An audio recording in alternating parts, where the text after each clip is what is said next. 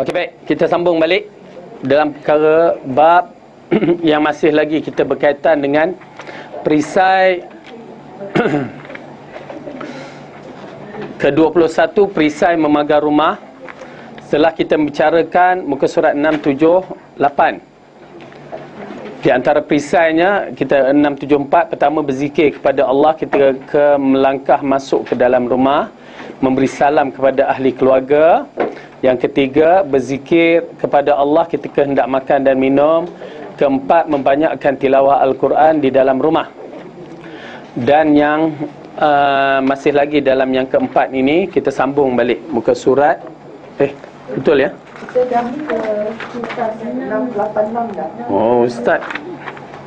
Buku tu Ustaz. Buku Ustaz tak bawa hari tu. Tak ada tanda.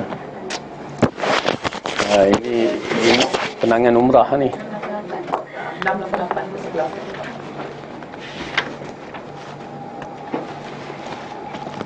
Okey, ke-11. Menyerikan suasana rumah dengan bicara-bicara indah serta senyuman mekar. Sebagaimana dimaklumi, kesukaan syaitan ialah seboleh-boleh mungkin mau menghancurkan keharmonian masyarakat Islam. Ia sentiasa melemparkan serangan tipu daya dan menyediakan strategi-strategi tertentu semata-mata untuk meranapkan kejiwaan sistem rumah tangga yang bahagia, kerana ianya binaan pertama bagi membentuk binaan masyarakat. Perkara ini cukup jelas daripada hadis Jabir bahawa Rasulullah SAW bersabda, sesungguhnya si iblis akan meletakkan singgahsananya ke atas air, lalu mengutuskan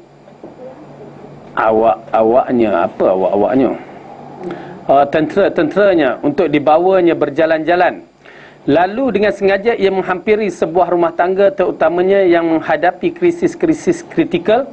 Apabila seseorang lain yang datang dengan berkata, aku telah melakukan begini dan begitu, mendamaikan kedua pasangan suami isteri tersebut, maka si iblis itu berkata, sebenarnya kamu masih belum melakukan apa-apa.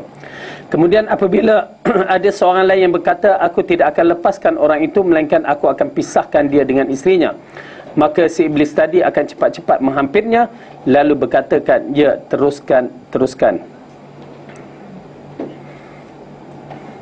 Kalau ikutkan ni'ma anta, ini bukan ya, teruskan, tetapi kamulah sebaik-baik orang.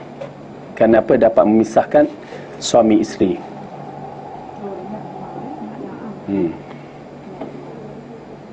Bukan na'am anta, ni'ma anta. Okey. Oleh hal yang demikian, perpecahan di antara pasangan suami isteri sekaligus boleh meranapkan sistem kemasyarakatan keseluruhannya. Inilah motif dan matlamat utama si celaka laknat itu. Okey. Dalam bab ini, kita tengok hadis ini balik. Hadis ini mengatakan, sesungguhnya si iblis akan meletakkan singgasananya ke atas air. Ya, dia meletakkan singgasana ke atas air. Kenapa? Ayat ke-7. Alamak atas air. A'udzubillahi minasyaitanirrajim. Wa huwallazi khalaqas samawati wal arda fi sittati ayyamin wa kana 'arshuhu 'alal ma' liyabluwakum ayyukum ahsanu 'amala wa la in qulta innakum mab'utsuna min ba'dil mauti la yaqulanna alladhina kafaru in hadza illa sihrun mubin. Dan dialah yang menciptakan langit dan bumi dalam 6 masa, dan adalah arasnya di atas air, agar dia menguji siapakah di antara kamu yang lebih baik amalannya. Dan jika kamu berkata kepada penduduk Mekah, sesungguhnya kamu akan dibangkitkan sesudah mati, nescaya orang-orang kafir itu akan berkata, ini tidak lain hanyalah sihir yang nyata. Okey. Jadi di sini Allah mengatakan, ya, kalau kita mengikutkan hadis yang diriwayatkan oleh Ibn Mas'ud, hadis hasan li ghairihi, ya, menunjukkan antara langit dengan langit berapa jaraknya yang kita belajar dulu. Ingat tak, Kak Tun? Salah. Okey. 500 tahun. Okey. Mana kak tu? Seorang ambil kitab tu tauhid kalau ada kat luar. Okey. 500 tahun antara langit dengan langit, 500 tahun sampai langit ketujuh, 500 tahun, 500 tahun, 500 tahun. Tahun dunia. Wallahu a'lam. Rasulullah kata 500 tahun mungkin tahun dunia. Jadi oleh kerana tu kita nak mencapai habis yang angkasawan apa sampai ke atas tu belum sampai lagi, baru berapa kilometer aja dari sini kan. Berapa kilometer, berapa hari je perjalanan. Ini ratus tahun. Kemudian dari langit yang ketujuh menuju ke lepas tu apa? Amboi. Aywa. Salah. Kursi. Kursi. Wasi'a kursiyus samawati wal ard. Okey. Sampai ke kursi, tak sama. Mana kitab tu? Kemudian jarak di antara kursi, lepas kursi apa dia? Barulah laut. Air tu. Okey Ustaz, kursi tu apa makna actually? Kursi, wasi'a kursiyus samawati wal ard. Apakah maksud kursi? Siapa yang akan mentafsirkan? Tentulah kita kata Rasulullah ataupun para sahabat. Okay. Lalu sahabat mentafsirkan, Ibnu Abbas radhiyallahu anhuma mentafsirkan kursi. Dia.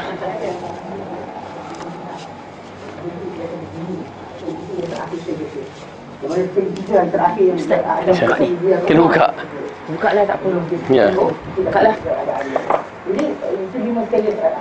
Bagi gunting tak usah. Saya buku, situ ni tengok buku baru tahu. Nombor berapa tu. Okay, saya pakai dia. Nanti balik-balik aja. Tak apalah, nanti saya buatlah apa. Okey.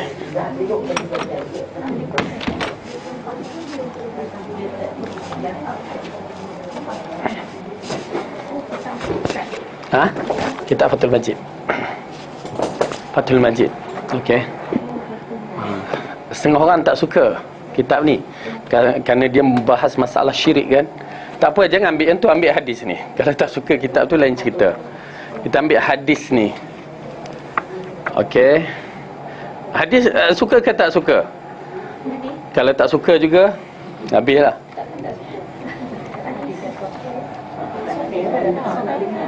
Okey.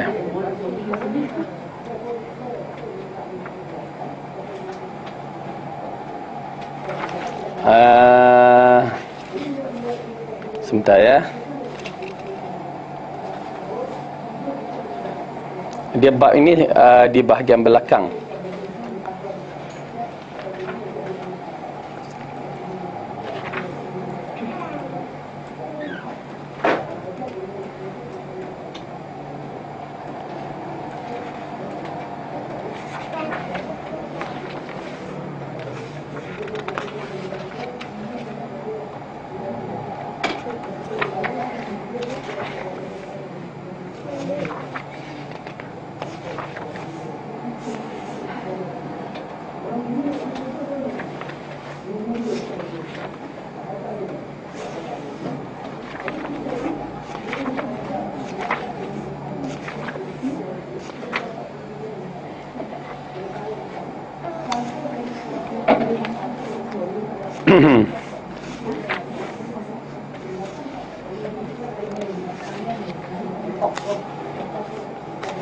Baik.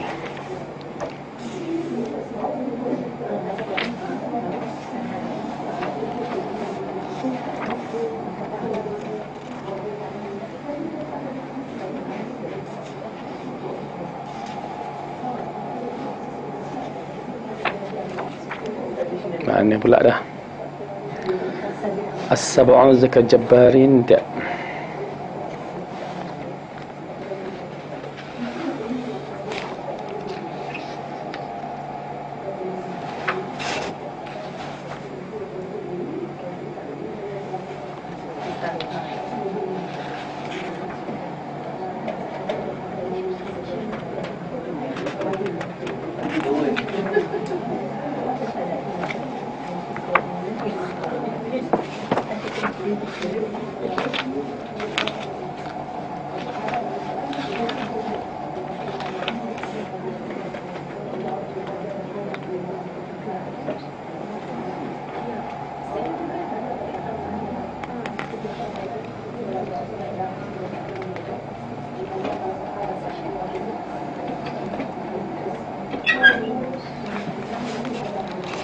Masjid, betul lah.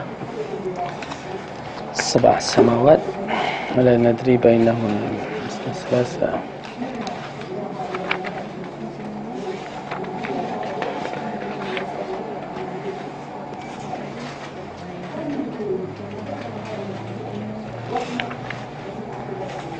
Dia ada dua riwayat hadis, satu dhaif, satu sahih hasan. Okey, kejap sebentar ya.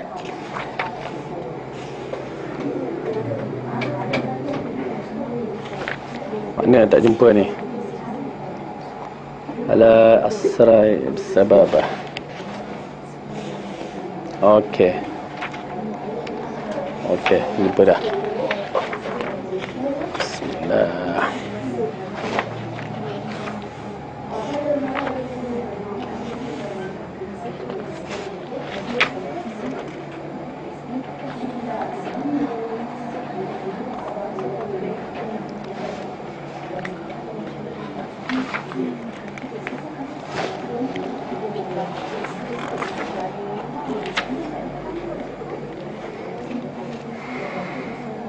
Okey, hadis yang diriwayatkan dari Abdullah ibnu Mas'ud oleh At-Tabrani, dan hadisnya hasan li ghairihi ataupun hadis sahih. Dari Ibnu Mas'ud berkata, jarak antara langit paling bawah dengan langit di atasnya adalah 500 tahun. Jarak antara setiap langit adalah 500 tahun perjalanan. Jarak antara langit ketujuh, lepas langit tadi kita kata apa? Kursi. Ya, 500 tahun. Jarak antara kursi dengan samudra, yakni lautan, adalah 500 tahun. Okey. Sedangkan arasy berada di atas samudra itu.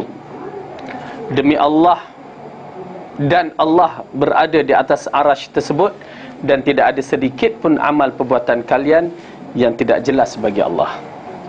Okey? Subhanallah. Hadis diriwayatkan oleh Ibnu Mahdi dari Hammad bin Salamah, dari Asim, okey, dari Zir, dari Abdullah, dan dari riwayat Al-Mas'udi dengan lafaz serupa dari Asim, dari Abu Wa'il dan Abdullah. Okey. Okey, dari jarak antara langit paling bawah dengan langit atasnya, yakni langit ke satu langit, 500 tahun perjalanan. Jarak antara setiap langit dengan satu langit, maksudnya dia ulaskan lagi, langit terus 500, tiap-tiap satu tu 500. Okey. So antara langit ketujuh ke kursi. Okey. Jarak antara langit ketujuh dengan kursi 500 tahun perjalanan. Kursi samudra.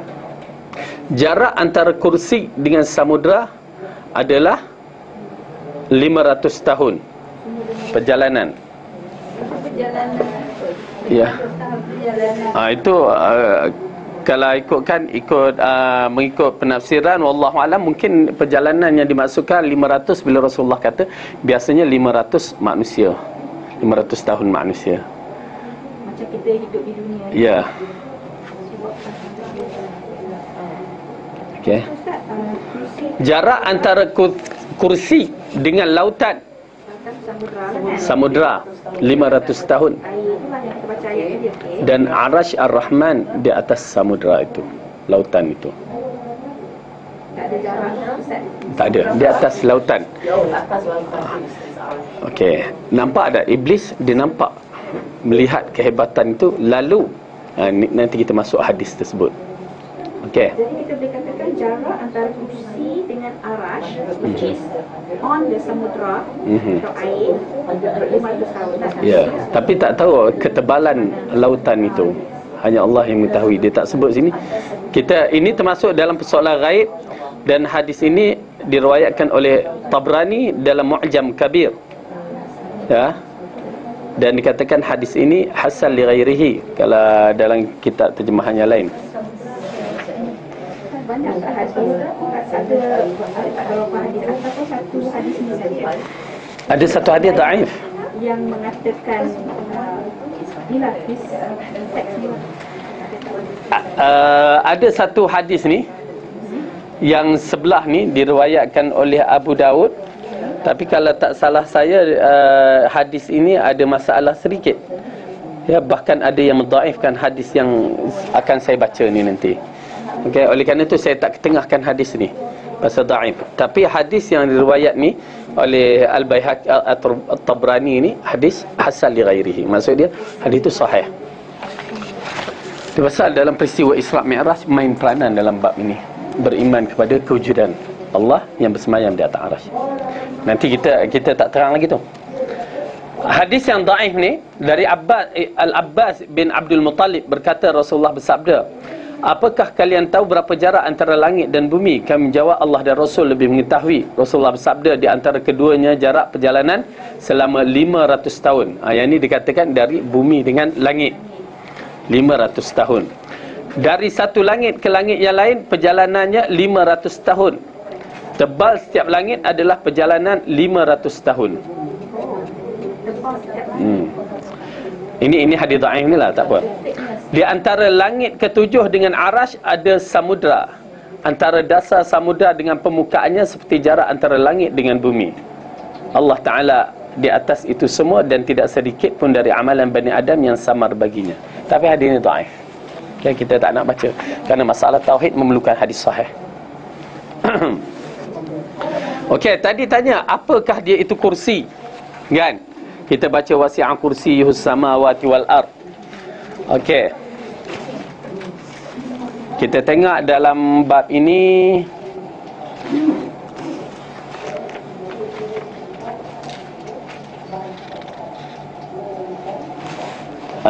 Ibnu Abbas, qaul Ibnu Abbas. Nanti saya tengok. Pasal buku ni baru, kita tak dapat nak tengok cara dia, letakkan tajuk dia.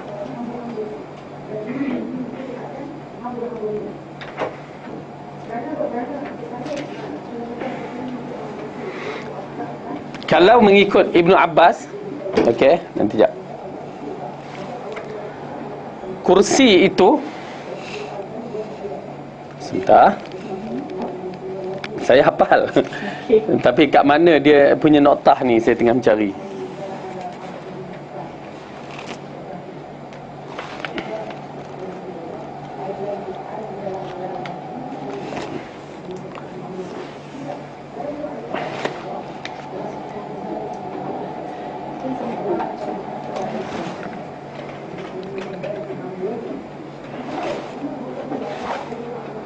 Okey, tak apalah, saya keluarkan apa, nanti kita cari balik. Sesungguhnya kursi itu dikatakan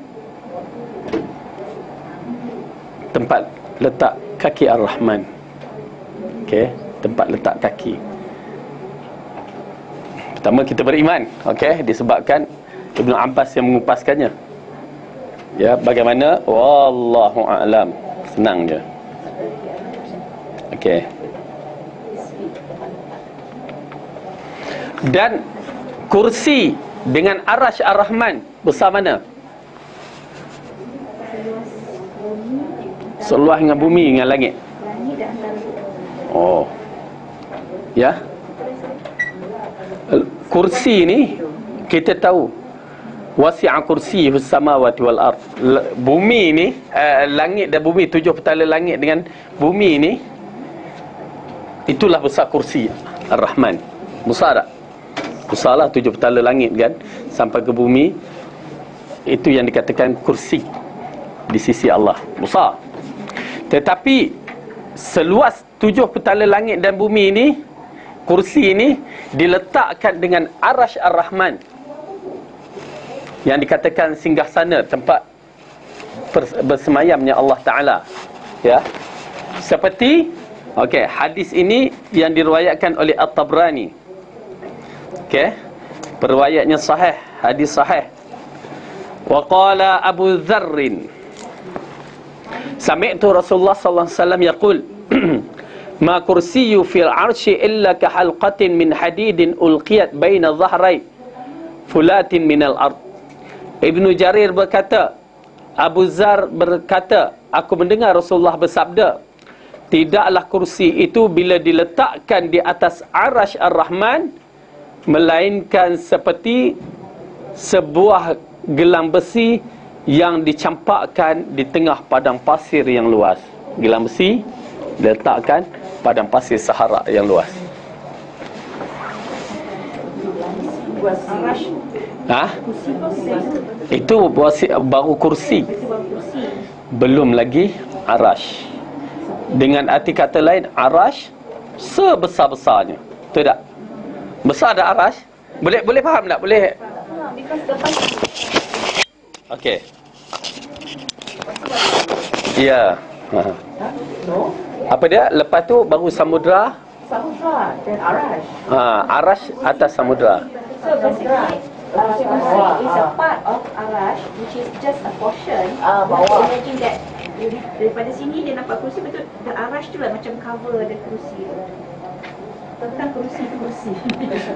Masalah dia guna kalimah kursi, kita ingat kursi ni. Tu. Okey. Kita pasal nak draw benda macam tu agak cuma kita boleh bagi tahu kan dia punya peringkat-peringkat. Okey. Okey, ni bumi, 7 petala bumi tu kan. 7 petala langit. Okey. Lepas 7 petala langit, kursi. Okey, 500 tahun. Lepas tu 7 petala lepas kursi lautan. Okey. Ni 500. Dan atas lautan ini itulah arasy Ar-Rahman. Okey. So, dia nak bagi penerangan kepada kita betapa besarnya arasy Ar-Rahman ni, kursi yang dikatakan seluas langit dan bumi ni. Langit dan bumi ni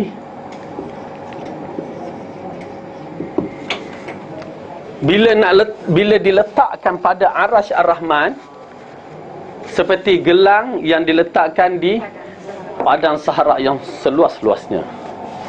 Maksudnya arasy besar. Okey. Kursi tu kecil. Jadi kecil. Walaupun kita tak nampak dah luas. Itu yang agak menarik. Siapa yang tengok macam Discovery apa semua cerita berkaitan dengan planet-planet kan. Oh, kita ingat mula-mula dia tunjuk bangunan. Besarnya bangunan. Dia tunjuk bangunan besar. Lepas tu tengok ada gunung di belakang lagi besar. Lepas tu dia tunjuk. Lama-lama dia kata bumi nampak besar. Bila bandingkan dengan satu planet tu, jadi bumi pula kecil kan. Lepas tu planet ni dibanding dengan matahari, matahari lagi besar, ni jadi kecil. Lepas tu banding dengan planet yang diketemukan lagi besar. Ya, begitu kedudukannya. Dan begitu juga dalam bab ini, apabila kursi ini yang dikatakan seluas langit dan bumi dibandingkan dengan arasy Ar-Rahman, seperti gelang besar ni jadi dicampakkan di padang pasir Sahara yang paling luas. Besar dah arasy. Dan adakah yang lebih besar daripada arasy? Ada tak? Allah. Ya, Allahu Akbar. Itu pasal kalimah Allahu Akbar. Bila kita sebut dengar azan tu, bagi saya terbayang kebesarannya maha hebat. Dan dalam hadis ini kata apa? Ya, besarnya dan jauhnya jaraknya, tidak seorang pun boleh menipu Allah, tidak boleh seorang pun boleh merahsiakan dirinya daripada Allah. Allah tahu sampai ke detikan hati kita. Allah lebih besar daripada arash kan? Ya, mesti. Tapi bukan daripada segi saiz lah. So, kita Zat kita bicara zat. Kalau Allah kata dia bila kita sebut Allahu Akbar, Allah Maha Besar, berarti dia mesti konsepnya dia lebih besar daripada makhluknya. Arasy makhluk. Okey. Imagine tak Allah lebih besar daripada arash. Yang arash yang sebesar-besarnya. Itu pasal kalau kita nak tahu benda ni agak subhanallah. Konsep kita beriman aja. Kita tak dapat nak gambar kerana kita di bawah 7 petala langit.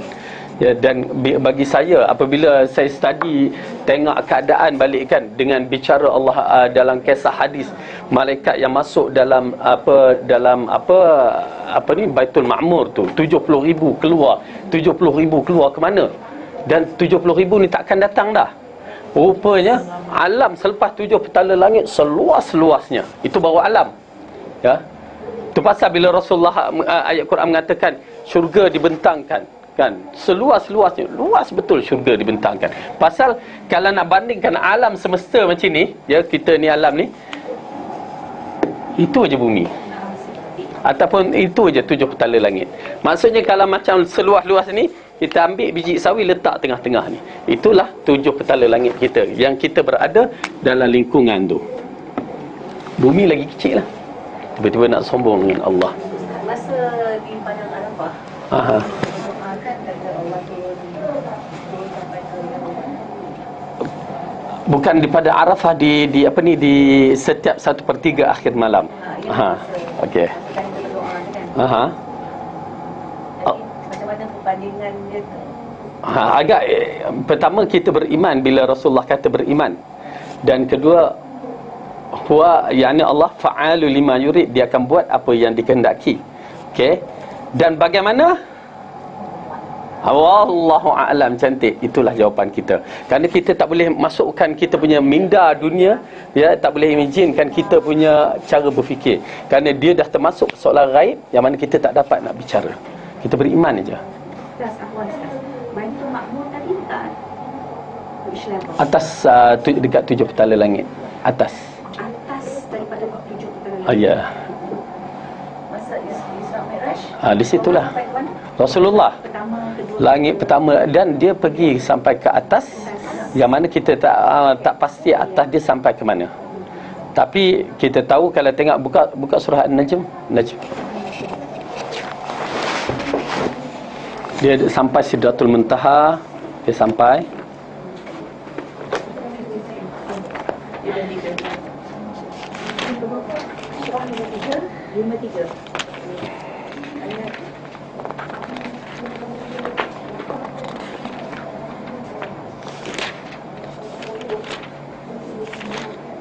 Okey, surah 53 ayat 1 sampai.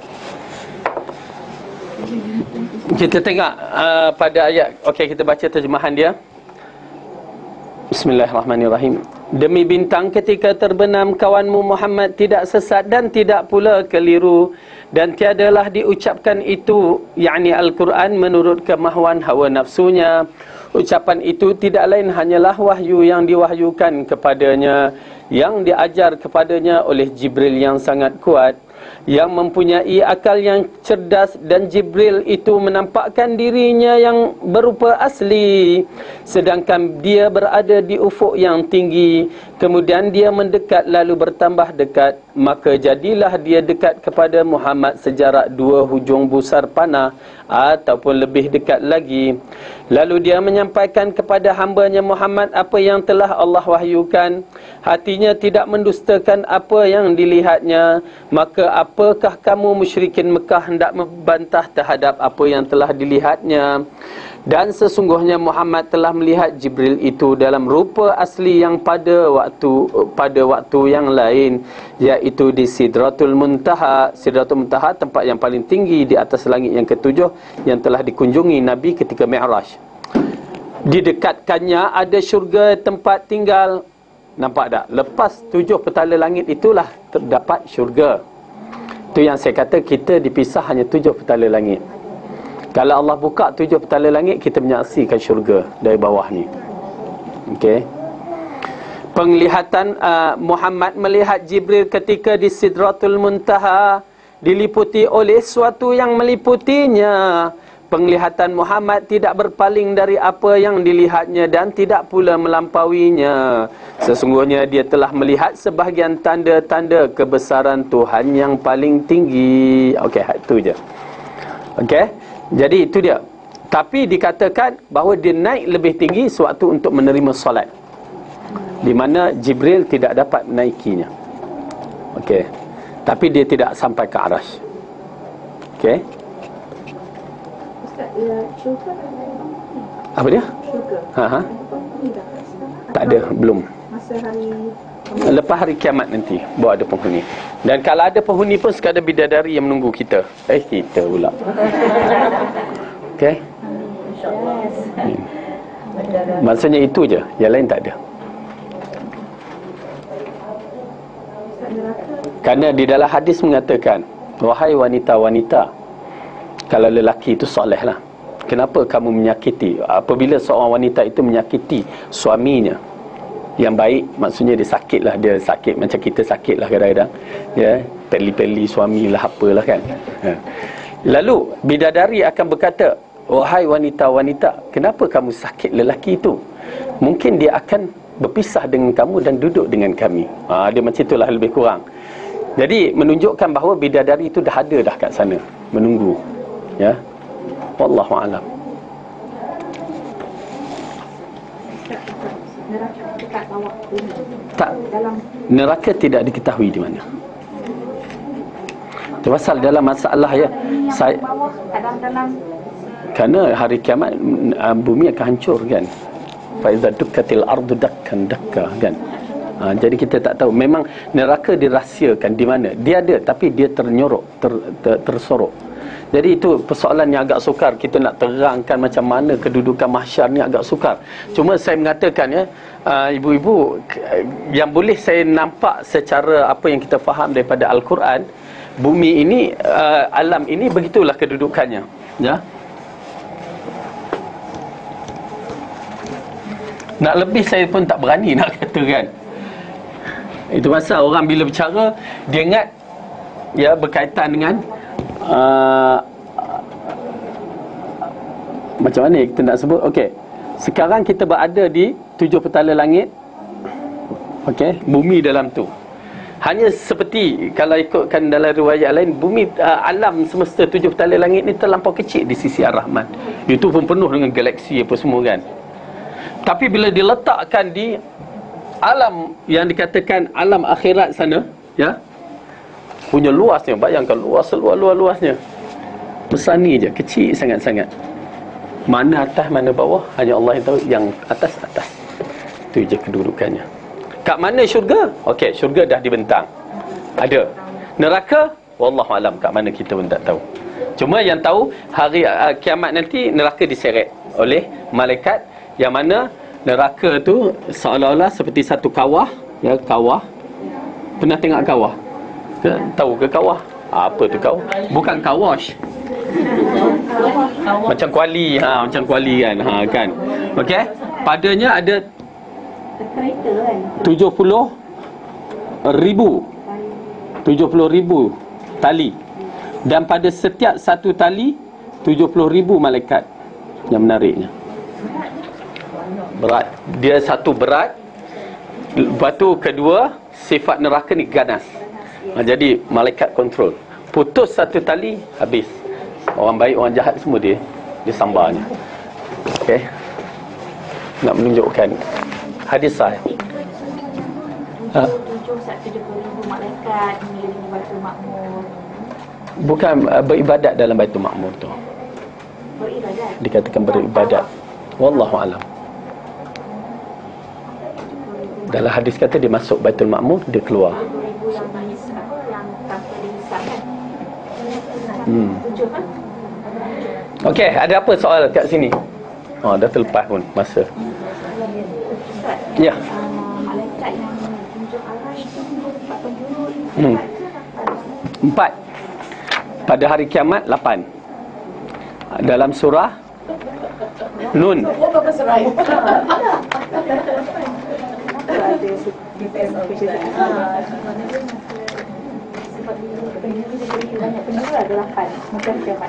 Pasal kita fikir macam di bumi ada 4 penjuru lah ada.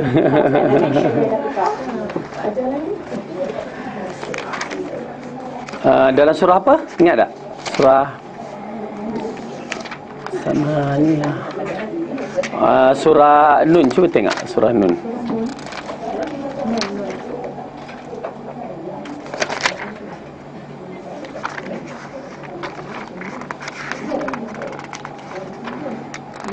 Surah Qalam. Sorry. Yalah, Sati dan Nun kan. Berapa ya Ustaz? Sekejap. Qalam 68. 68, okey. Dia Sati dan Nun. Samania.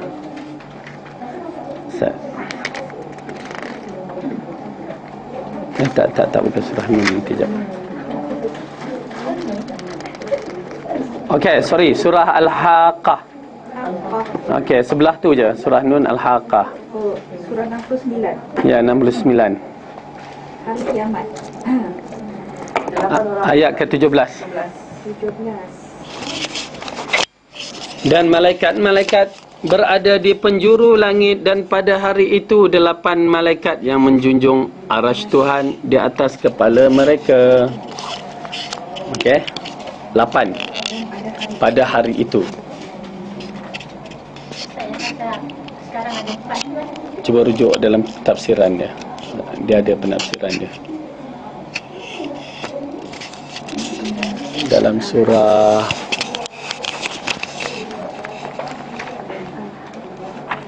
apa ya? Okey, ada apa soalan? Kita berhenti kat sini.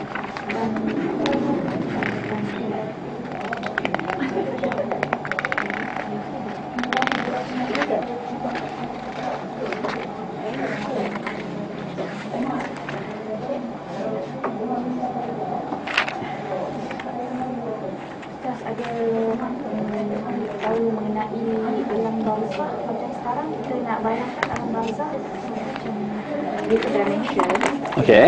Macam ada tak hadis kita macam ni dimension dekat alam barzah? Alam barzah. Ya. Maksudnya tempat. Okey, dia konsep alam barzah dia, okey, kita terbahagi kepada yang kita bahagikan alam barzah ni pada orang yang berdosa, yakni orang mujrim, lepas tu orang yang soleh, para syuhada dan para anbiya. Itu masalah roh orang yang matilah yang kita bicara. Dan semua konsep ni mesti ada dalil. Kita tak berani nak bercakap kerana dia persoalan ghaib, kan? Mesti ada fakta hujah kita. Dan roh para nabi dah clear dah. Dalam peristiwa Isra' Mi'raj, Rasulullah menceritakan di mana dia berjumpa dengan roh-roh para nabi yang penuh dalam keadaan beribadat. Mereka beribadat bukan bersolat. Maksudnya bukan bersolat untuk dapat pahala, tetapi bersyukur kepada Tuhannya. Itu roh dia. Ya, di Baitul Maqdis, di Masjidil Aqsa yang Rasulullah menyembahyangkan, jadi imam untuk roh-roh itu. Kemudian dia naik ke langit-langit. Agama anak saya ada tu. Tak ingat tak pernah ada kata dia membayangkan roh-roh. Okey. Lepas tu naik ke langit, roh-roh para nabi yang masih lagi, ulama mengatakan macam Nabi Musa, walaupun roh dia, tetapi dia masih menasihatkan Rasulullah, umat kamu lemah, pergi minta kurang solat, kan, dalam kisah tu. Okey. Roh para mujahidin, orang yang mati syahid, yang disebutkan dalam Al-Quran dalam surah Ali Imran ataupun surah Baqarah, mereka sedang bergembira di sana, diikuti dengan hadis bahawa mereka sedang bergembira dalam kawasan menanti nak masuk syurga. Okey. Semua atas Ustaz. Semua di atas.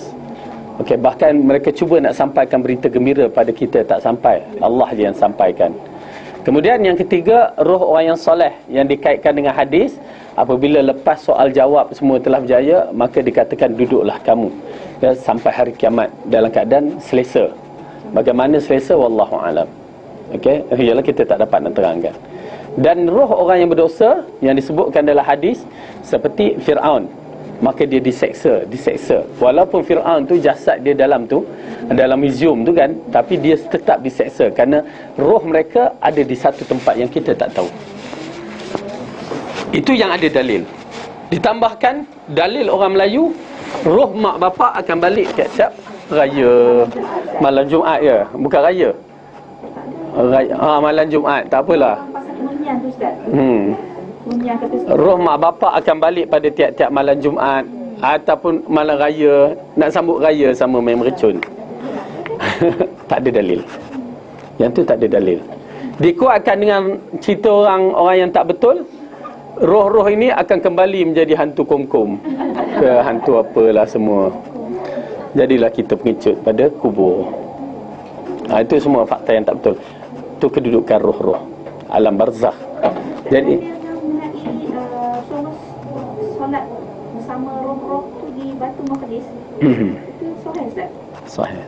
Nanti saya cek balik kalam. Saya tengok sahih. Jarang dengar kan that part. Saya rujuk balik. Tengok.